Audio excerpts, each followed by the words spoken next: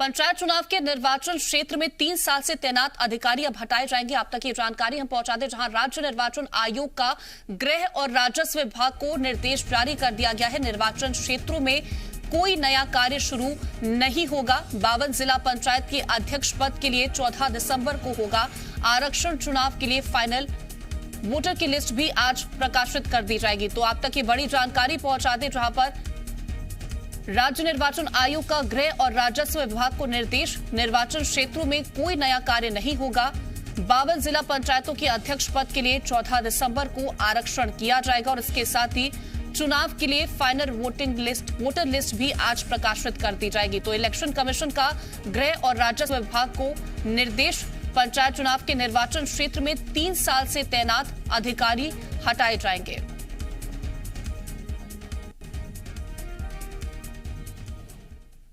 तो इसी खबर पर ज्यादा जानकारी के लिए संवाददाता आकाश हमारे साथ जुड़ रहे हैं। आकाश, पंचायत चुनाव के निर्वाचन क्षेत्र में 3 साल से जो भी अधिकारी तैनात थे, अब उन्हें हटा दिया जाएगा, जिसको लेकर के निर्देश भी जारी कर दिए गए।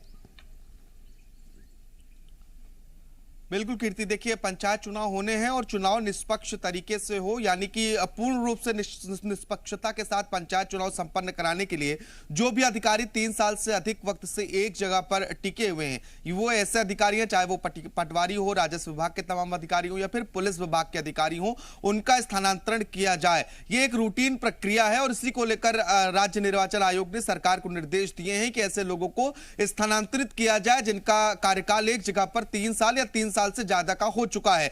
पुलिस विभाग ने कई जगहों पर ऐसी कार्रवाई भी की है, कई स्थानांतरण भी हुए हैं और अब राजस्व विभाग को भी ये निर्देश दिए गए हैं कि निष्पक्ष चुनाव कराने के लिए राजस्व विभाग भी अपने अधिकारी कर्मचारियों को जो पंचायत स्तर पर 3 साल से अधिक का समय वक्त पूरा कर चुके हैं, उनका भी स्थानांतरण किया जाए, क्योंकि बहुत महत्वपूर्ण चुनाव है। पंचायत चुनाव और गांव की सरकार बनेगी। ऐसे में जो गांवों के विकास कार्य होते हैं उसके लिए एक नया और अच्छा जनप्रतिनिधि होना चाहिए जो निष्पक्ष तरीके से चुना गया हो। ऐसे में सरकारी व्यवस्थाओं में जो कर्मचारी लंबे समय तक एक जगह पर बने होते हैं, उनका परिचय जो है स्थानीय लोगों से अच्छा हो जाता है और यही कारण है कि राज्य निर्वाचन आयोग ये कोशिश करता है कि उन लोगों का ट्रांसफर कर दिया जाए जो उस जगह पर अपनी पैठ बना चुके हैं, यानी कि जिनका लंबा वक्त एक जगह पर बीत चुका है। यही कारण है कि निर्देश सरकार को दिए गए हैं। जिस तरह से कभी भी प्रभावित ना कर सके, इसको लेकर के ये भी निर्देश दिए गए हैं निर्वाचन जो क्षेत्र है वहां पर कोई भी नया काम जो है उसकी शुरुआत ना की जाए, ताकि किसी भी तरीके से चुनाव जो है वो प्रभावित ना हो सके।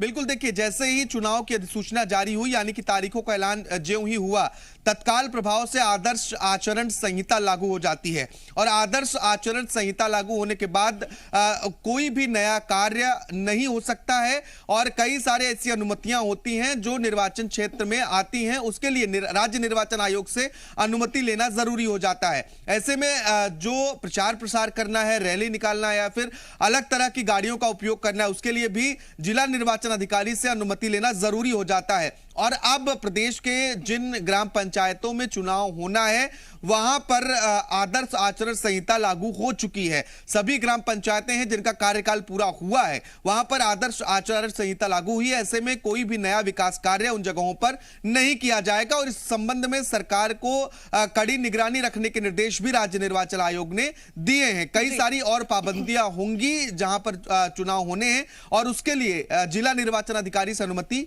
जरूरी होगी। उसके साथ ही आज जो वोटर लिस्ट है उसका भी प्रकाशन कर दिया जाएगा, उसको लेकर के क्या कुछ जानकारी आपके पास?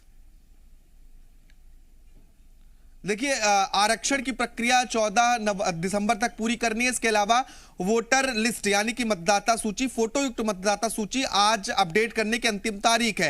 राज्य निर्वाचन आयोग पहले से ही यह निर्देश जारी कर चुका है कि 6 दिसंबर तक फोटोयुक्त मतदाता सूची का अंतिम प्रकाशन कर दिया जाए, जिसकी तैयारियां लगभग पूरी हो चुकी हैं, क्योंकि राज्य सरकार ने एक अध्यादेश जारी किया था जिसमें परिसीमन को रद्द किया गया था, यानी कि नया परिसीमन नहीं होगा। इसके बाद मतदाता मतदाता सूची को अपडेट करना शुरू किया गया, क्योंकि जो 1200 पंचायती थी वो खत्म हुई और उन मतदाताओं को पुरानी पंचायत में रखा जाना है। और ऐसे में मतदाता सूची को अपडेट करने की प्रक्रिया राज्य निर्वाचन आयोग तेजी से कर रहा है और आज अंतिम तारीख है। आज फोटोयुक्त मतदाता सूची का अंतिम प्रकाशन हो जाएगा, यानी कि किन्हें वोटिंग करना है किन्हें नहीं करना है, यह बात स्पष्ट हो जाएगी। बिल्कुल, तो आज वोटर लिस्ट का प्रकाशन भी हो जाएगा। फिलहाल आकाश, आप हमारे साथ बने रहेगा और भी जानकारी आपसे लेंगे, लेकिन जिस तरह से ये एक अपडेट निकल के सामने आया है पंचायत चुनावों को लेकर के, जहां पर पंचायत चुनाव में 3 साल से पदस्थ सभी अधिकारियों को हटाया जाएगा, साथ ही गृह और राजस्व विभाग को निर्देश भी दे दिए गए हैं राज्य निर्वाचन आयोग की तरफ से। साथ ही निर्वाचन क्षेत्रों में